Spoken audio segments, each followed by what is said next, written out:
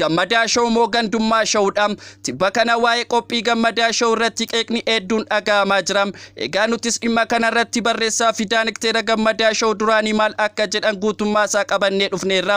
Isinis guutuu isaa dhaggeeffachuu yaada keessan koomentii jalatti nuuf qoodam. Akkam jirtu hordoftoonni Eebbaa Broadcasting warreen maatiin keenyan ta'an ammoo subscribe gochuun mallattoo bilbilaa tuqam. Koomentii jalatti yaadaaf qeeqabdan nuuf gaa share gochuun hiriyoota keessan bukkee geessisam. Dhimma Gammadaa Show jechuudhaan eegala lalisaa Indiris Adami waggoota lamaan darban Gammadaa Show jaallatamummaa fi fudhatamummaa amma hawaasa biratti qabu kana akka argatuuf hedduutti dadhabame. Ji'oota 5 dura hangan gaafan daanekteera sagantichaa ta'e hojjechaa turetti wantoota hedduu nan beekaa ammas ammoo itti dhiyeenyaan quban qabam. Hojjettoota riisaa miidiyaa hunda dabalatee hiriyootni naannoo keenya jiranii namootni guddummaa waan Oromoo barbaadan hedduun Gammadaa Show waliin yeroo fi amilee ofii itti kennanii jaallatamummaa guddaa amma qabu kana akka qabaatu taasisaniiru. Ogummaaleen hunduu dadhabbii qabaatanis hojii miidiyaa hangam akka dadhabsiisaa fi abdii kutachiisaa ta'e ammoo isa beekutu beeka. Keessumattummoo miidiyaa baay'ee jaallatamaa gaafa taatu rakkoo yookaan chaalenjii caalutu si eeggata. Gammadaa Show si daawwatuma guddataa fi jaallatamaa dhufeeni chaalenjii hedduu itti bal'ataa dhufe.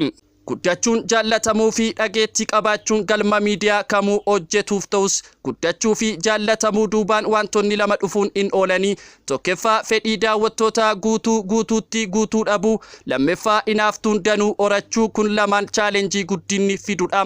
Fedhii daawwattoota guutuutti guutuu dhabuun daawwattoonni waan haaraa dhaga'uu barbaadu, bashannanuu fi barachuun cinaatti waa'een isaanii namni isaan jaallatan dhimmii fi ajandaan isaanii bakka argate akka dhaga'amu barbaadum. Kanaaf ammoo miidiyaa yookaan pilaatfoormii gaarii ta'e filatum. Pilaatfoormii isaan jaallatan yookaan bakki isaanii isa kam caalmaatti barbaada isaan waan ta'eef waan isaan akka dhiyootti barbaadan dhiyeessuu dhabuun komii hamaa fidam. Gammadaa Show yeroo hammaa rakkoo fuula kanaa keessummeessaa jiram. Show Oromoo hedduu jiran keessaa abaluun maaliif hin dhiyeessu jedhee addatti gaafachuunsaa jaallatamummaa fi guddummaa show kanaa kan inni agarsiisum.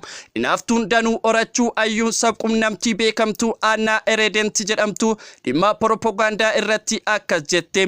Propagaandaa tokko duuba qaamni lama ni jiraata. Tokko samiidhamu yookiin jibbamu maqaa baduu qaama propagaandaa irratti geggeeffamu sana barbaadu. Kan biraan ammoo namoota waan hubatan osoo hin taane waan itti fakkaate dubbatan akka jechuuti. Kun egaa waan lama duula hiika maleessa, duula dhugaarraa fagaatim, duula jibbaa fi hinaaffaa qabu qaamoleen geggeessan sababa tokko qabu. Innis hinaaffaadha. Maddi hinaaffichaas qabxii tokkoffaa irratti kaafame sanam jaallatamummaa fi fudhatamummaa sana warra argachuu dadhabe. Kan lammataa ammoo namoota dhuunfaa yookiin garee hawaasaa qulqulluu waan namni jedhe hunda dhugaa se'anii amananii fudhatanidha. Propagandaan hinaaffaan tokko maallaqatti tinneessee ololchiisuu qajeeltoo see aaree amanee kan fudhatu gareen hawaasaa dabaa fi shira hin beekne jira jechuudha.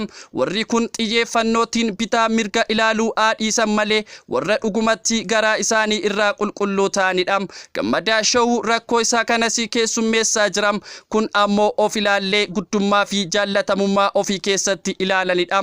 Ammoo ni darbas bubbeen bosona goobataa keessatti nama hin sodaachisum. Sababni isaa bubbeen bosona keessatti yoo muka jiksee mukuma akka isaarratti waan jiguufi muknis namnis akka lafa dirree sanaatti hin sodaatum. Qabataa fi dhadhaabbata qabam. Dhumarratti komee amma Gammadaa Show irratti baname kana laalchisee kaleessa kutaa qophii Gammadaa Showtti bilbilee odeeffadheera. Isaanis sababoota wal fakkaatoo kanaan dura Gammadaa Show keessatti na mudataa ture natti himani. Inumayyuu ragaalee yookaan tekstii yookaan meseejii adda addaa kan keessummeessan jedhamee gaafatamee fedhii dhabuusaa agarsiisa naaf ergani. Wanti addatti hubatamuu qabu tokko jira. Keessummaan miidiyaa tokkoof dhiyaatu mirga miidiyaa filatee dhiyaachuu qaba. Miidiyaa isa kamtuu na fayyada jedhee yaaduu qofa osoo hin taane miidiyaa kamtuu chaalenjii na godhu, miidiyaa kamtuu baay'ee naaf ilaalama, miidiyaa kamtuu akka ani barbaadetti dhimma koo uummatatti naaf baasa jedhee filachuun mirga isaati. Miidiyaan ammoo dhiibbaa fi fedhii nama dhuunfaarraa walabatee keessummaan uummatni arguu barbaaduu fi irraa barata jedhee yaadu kamuu dhiyeessuuf gaafachuun dirqama isaati. kunis bu'uura editoriaalii televezyiinii qophiin sun irratti adeemuutiin fakkeenyaaf Gammadaa Show televezyiinii ETV irratti adeemam yeroo akkas ta'us guyyaa fi yeroo wal fakkaataa keessatti qophiin ETV'n dhiyeessu kamuu Gammadaa Show irratti dhiyeessuun hin danda'amu jechuudha. Amma ammoo abaluun interview gochuuf gaafannee dhiyaachuuf fedhii dhabe jechuun qixxuma icciitii nama sanaa saaxiluutiin. Kanaafuu Gammadaan Show nama affeeru hunda nu beeksisuu qaba, maaliif akka affeeruu dhiises ibsuu qaba jechuuni.